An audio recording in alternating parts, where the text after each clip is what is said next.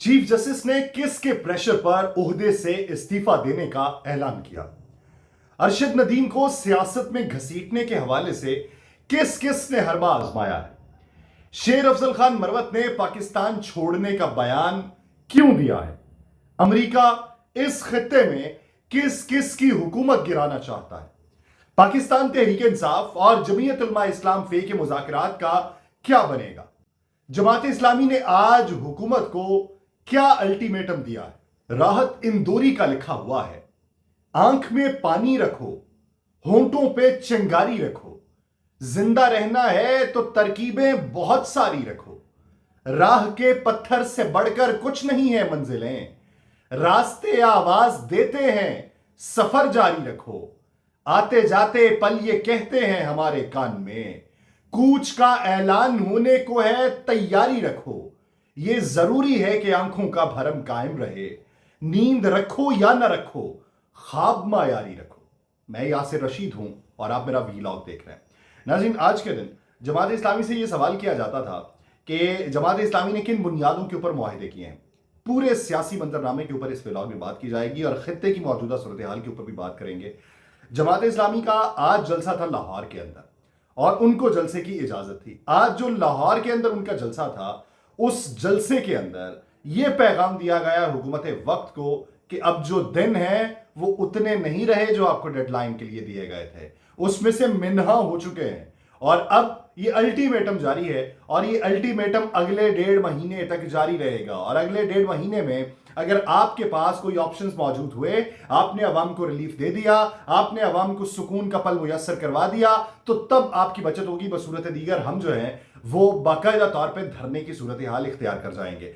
पाकिस्तान तहरीक इंसाफ और मौलाना फजलुर रहमान, इन दोनों के माबैन जो मुज़ाकरात के हवाले से दौर चलना था, मौलाना फजलुर रहमान साहब ने जल्द अज जल्द पाकिस्तान तहरीक इंसाफ से मुज़ाकरात जो हैं वो हतमी मराहिल में दाखिल करने का हुक्म जारी कर दिया अपनी टीम को और ये कहा है कि जितनी जल्दी हो सके इनसे मुज़ाकरात कर लें और मुज़ाकरात करने के बाद एक हिकमत अमली को तय करें और उसी हिकमत अमली के तहत इश्तराकियत के तौर पे, इत्तेहाद के तौर पे नहीं, इश्तराकियत के तौर पे ये जमात इस्लामी के साथ भी जाएंगे।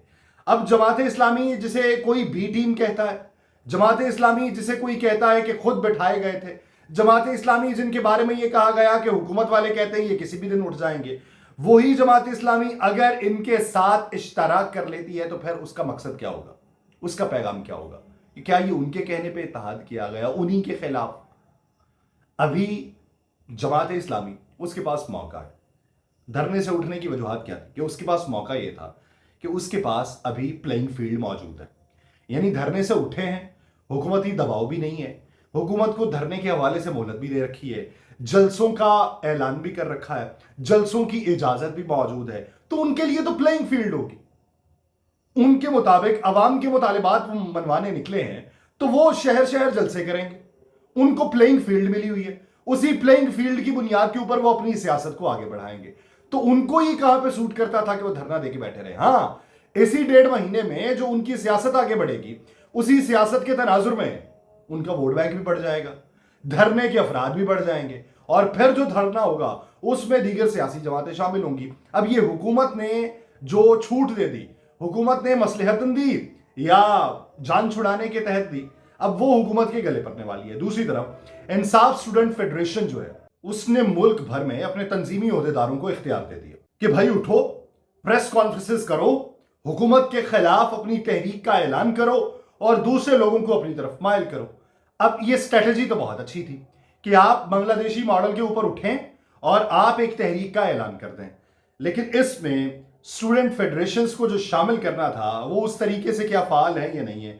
दूसरा, जब फेडरेशंस फाल नहीं होती तो आपने इंडिविजुअली किसी को माइल करना होता है तो उसके लिए आपको हिकमत अमली बड़े पैमाने पर तरतीब देना पड़ती है और कहीं ना कहीं इंसाफ स्टूडेंट फेडरेशन इस बात के ऊपर कायल, आमादा और तयक्कुन ज़दा थी कि हम इन लोगों को माइल कर लेंगे, लेकिन फिर उनकी तरफ से बातें ये सामने आ रही हैं कि हमारे लोग गिरफ्तार किए जा रहे हैं। बहुत सारे अब लोग ये कहते हैं कि सियासतदानों को छोड़ के अब आप तलबा को गिरफ्तार करना चाहेंगे। अब इस तरीके से परसों रात यानी 14 अगस्त, जब 12 बजे 14 अगस्त शुरू हो जाएगी तो उस रात ये इंसाफ स्टूडेंट फेडरेशन उसी तरीके से कि जो झंडे लेके निकलने वाली हिकमत अमली अपनाई गई थी, ये अपना पहला पावर शो तब करने जा रहे हैं। पहला पावर शो होगा इनका, और फिर उससे अगले दिन ये बाकायदा तौर पे दिखाएंगे कि हम निकले हैं और हम जो है वो पीटीआई के स्टूडेंट विंग के हैं। हम वो नहीं है कि जो हर साल मुल्क का झंडा लेके निकलते हैं। हम अगर निकले हैं तो बाकायदा मंसूबा बंदी के तहत निकले। चले, उम्मीद करते हैं कि वो जो मंसूबा बंदी के तहत निकलेंगे मुल्क को कौम के लिए निकलें, और हुकूमत जो इकदाम उठाएगी मुल्क को कौम के लिए उठाएगी। अभी इस सूरत हाल में हमने ये देखा है कि जहां पे सियासत के अंदर खेल आती है, खेल के अंदर भी सियासत आती है। अरशद नदीम वापस आए और अरशद नदीम को सियासत के अंदर घसीटने की क्या बात की गई।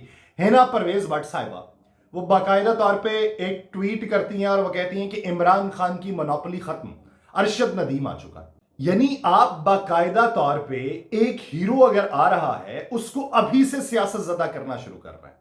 मेरी दुआ है कि अरशद नदीम को कोई सियासतदान ना मिले। मेरी दुआ है कि अरशद नदीम को सियासत की अलिफ बे ना आती हो। मेरी दुआ है कि अरशद नदीम इस सियासी लोगों के कबाइल में कभी हिस्सा बनना गवारा न करे।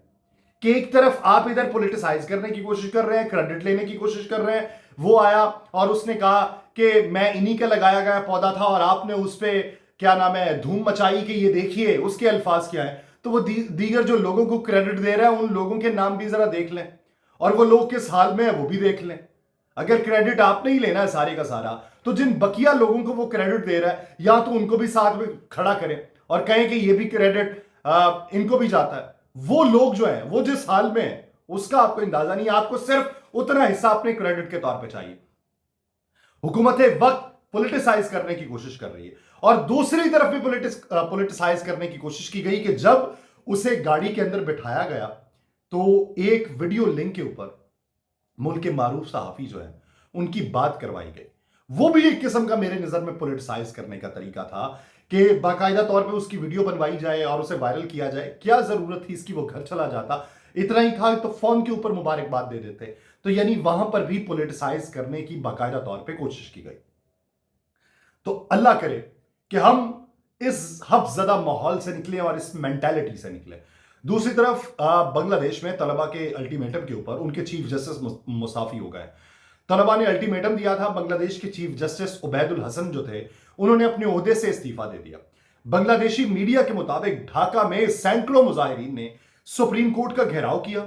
मुजाहिरीन ने चीफ जस्टिस उबैदुल हसन को इस्तीफा देने के लिए 1 घंटे का अल्टीमेटम दिया।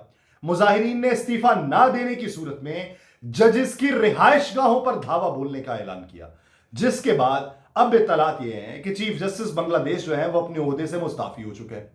उबूरी हुकूमत के जो मुशीर कानून थे और पार्लिमानी अफेयर्स प्रोफेसर आसिफ नजरल, उन्होंने चीफ जस्टिस की जानिब से इस्तीफा देने की तस्दीक कर दी। और बांग्लादेशी मीडिया के मुताबिक चीफ जस्टिस उबैदुल हसन ने दोनों डिवीजन के जजेस के साथ फुल कोर्ट मीटिंग तलब की थी। एहतजाजी तलबा ने फुल कोर्ट मीटिंग बुलाने को बगावत कहा और हाई कोर्ट के मुहासरे का ऐलान कर दिया।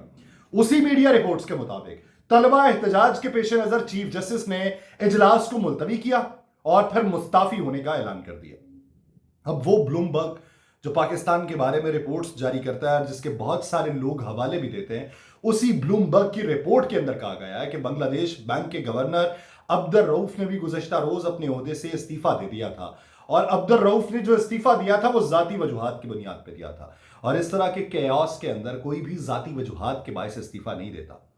इस का तज़किरा इधर करने की जरूरत क्यों पेश आई इस व्लॉग में कि जब पाकिस्तानी सियासत के ऊपर बात हो रही हो तो वहां पर इसका तज़किरा क्यों था? वो तज़किरा इसलिए था कि पाकिस्तानी सियासत का जो मॉडल है कि जहां पे हुकूमत हो तो इकदामात किया, हुकूमत ना हो तो इकदामात किया, हुकूमत हो तो मौकिफ किया, हुकूमत ना हो तो मौकिफ किया, और किसी एक जमात के लिए नहीं, 20 जमातों के लिए। लेकिन सबक किसी ने नहीं सीखा। चले, वहां पर तो 15 साल का दौरे हुकूमत किसी एक ही शख्सियत का था, और यहां पे 15 सालों में पता नहीं कितनी शख्सियात आई और चली गई।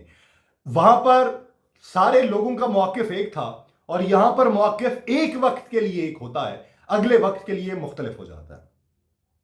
अमेरिका की दरअंदाजी इस खत्ते में कितनी है कि आप ये देखिए कि यहां पर हुकूमत गई तो अमेरिका ने भिजवाई, हुकूमत आई तो अमेरिका लेके आया, हुकूमत फिर जाने वाली है तो ये अमेरिका के मुखालिफ है। तो दूसरी तरफ हसीना वाजिद साहिबा ने भी पहली बार लबकुशाई की है। उन्होंने कहा, हसीना वाजिद ने करीबी साथियों को यह पैगाम दिया है जिसमें उन्होंने यह दावा किया कि अमेरिका जो है वो खलीज बंगाल के ऊपर तसल्लुत कायम करना चाहता है और सेंट मार्टिन के जजीरे के ऊपर कंट्रोल हासिल करना चाहता है। और उन्होंने कहा कि मैंने जजीरे का कंट्रोल जो है वो अमेरिका के हवाले नहीं किया तो मेरी हुकूमत का तख्ता उलट दिया गया, और इस्तीफा भी इसलिए दिया कि तलबा और अवाम की मजीद लाशें ना गिरे।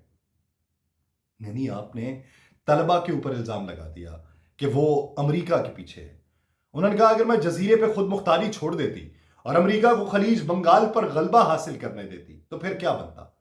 पार्टी के कई रहनुमा मारे जा रहे हैं, कारकुनों को हिरासा किया जा रहा है। यह सब सुनकर मुझे दुख हुआ है। मैं जल्द वतन वापस आऊंगी। मैं मुल्क के रोशन मुस्तकबिल के लिए दुआ गो हूं जिसके लिए मेरे वालिद और खानदान ने जाने गंवाई। फिर उनसे पूछा गया कि आपने रजाकार कहा, अब आप कहती हैं कि जो है अमेरिका इसके पीछे। तो उन्होंने कहा जी कि रजाकार, मैं तलबा से कहना चाहती हूं कि मैंने कभी रजाकार नहीं कहा, बल्कि मेरे अल्फाज को गलत रंग देकर पेश किया गया। अब आप ये देखिए कि आपने नहीं कहा तो आप कहती हैं गलत रंग दिया गया। तो अब आप जो अमेरिका की बात कर रही हैं, तलबा कहते हैं हमारे कहने के ऊपर और हमारी डिमांड के ऊपर, हमारी जिद्दोजहद के ऊपर हुकूमत तब्दील हुई है, तो आपके मुताबिक तो अमेरिका ने तब्दील करवाई है। तो तलबा के पीछे क्या अमेरिका है, या तलबा अमेरिका के आला कार बन गए? आप फिर भी उस नजरिए के ऊपर नहीं आ रहे, आप फिर भी उनकी जिद्दोजहद को नहीं मान रही, उनके मुतालिबात को नहीं मान रही। तो इसी तरह खित्ते के अंदर यही रवैया अपनाया जाता है और लेबल किसी एक पर लगा दिया जाता है। हम खुद जो है वो किरदार वो अदा करने को तैयार ही नहीं है। अब उनके बेटे कहते हैं कि मेरी वालिदा ने तो इस्तीफा ही नहीं दिया था, ये जो बुरी हुकूमत बनाई है ये खैर आई नहीं है, मेरी वालिदा अब भी वजीर आजम है बांग्लादेश की। तो बाद में जब तहरीक उठें और तहरीक के नताइज में पनपने वाली जो सूरत हाल है उसको देखने का मौका मिले, तो बाद में कोई भी मौक़िफ़ अपनाता रहे वो कहीं भर भी काबिल अमल और कारगर नहीं होता। दूसरी तरफ अगर पाकिस्तानी सियासत की मजीद बात की जाए, ये बांग्लादेशी और पाकिस्तानी सियासत का हवाला इसलिए दे रहा हूं कि वक्त के ऊपर जांचने की जरूरत होती है कौन वफादार है, कितना वफादार है, कितना अमल दरामद करवाएगा, अवाम के हक के लिए सोचता है या अपनी जात के लिए सोचता है। शेर अफजल खान मरवत ने बाकायदा तौर पे जब उनको पहले उनकी पार्टी रुकनी और शोकाज नोटिस जारी किया गया, पार्टी रुकनीत मुअत्तल कर दी गई, बैरिस्टर गौहर ने कहा कि नहीं मामला तय हो जाएंगे। शेर अफजल खान मरवत ने कह दिया कि इमरान खान ने मेरे साथ ज्यादती की है। फिर बैरिस्टर गौहर ने कहा नहीं मैं मुलाकात करवाऊंगा। दीगर रहनुमा जो थे वो ये कहना शुरू हो गए नहीं वो पार्टी से निकल गए। इसी सूरत हाल के पेश नज़र शेर अफजल खान मरवत को बाकायदा तौर पर पार्टी में शामिल करने के लिए बैरिस्टर गौहर ने तगोदो की, लेकिन खान साहब ने मुख्तलिफ मौके के ऊपर जब उनसे सवाल किए गए मुख्तलिफ पेशियों पे साफियों की जानिब से, तो उन्होंने उस सवाल का जवाब देने से गुरेज किया। जब उनकी तरफ से गुरेज किया गया तो बिलाखिर शेर अफजल खान मरवत ने कह दिया कि इमरान खान कह दे कि मुझे तुम्हारी ज़रूरत नहीं तो मैं पाकिस्तान को छोड़ के चला जाऊंगा। यानी वो ये कह रहे हैं कि पाकिस्तान में वो सिर्फ बानी पीटीआई की वजह से, और अगर उनको मेरी ज़रूरत नहीं है तो मैं पाकिस्तान छोड़ के चला जाऊंगा। ये पैगाम जो है ये नवाज शरीफ साहब को भी बहुत सारे लोग दिया करते थे, लेकिन वो पाकिस्तान के अंदर ही मौजूद रहे। उन्होंने अपनी सियासत दूसरों के साथ मिलकर कर ली, लेकिन यहां पे सूरत हाल मुख्तलिफ है, और जहां पे सूरत हाल मुख्तलिफ हो वहां पे नताइज भी मुख्तलिफ हो जाते हैं। उम्मीद करते हैं कि पाकिस्तान में रूनमा होने वाले तमाम वाकयात पाकिस्तानियों की मंशा के मुताबिक हों। मुझे दीजिए इजाज़त, अल्लाह ने के बाद।